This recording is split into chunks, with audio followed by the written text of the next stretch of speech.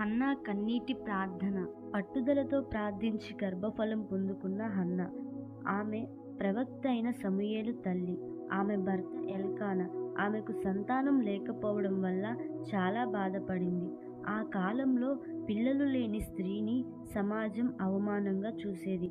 కానీ హన్నా తన బాధను మనుషుల యొద్ద చెప్పలేదు. దేవుని యొద్ద తన కన్నీరు కార్చింది. మన జీవితంలో ఏదైనా కష్టం వస్తే ప్రార్థన చేయడం మాని దేవుని నిందిస్తాము. కానీ హన్నా దేవుని నిందించలేదు, ప్రార్థన మానలేదు. బదులుగా దేవునిపై విశ్వాసం ఉంచింది.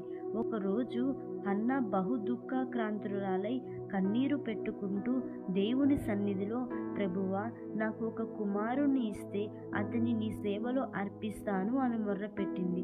ఆమె విశ్వాసముతో చేసిన ప్రార్థన దేవుడు ఆలకించాడు.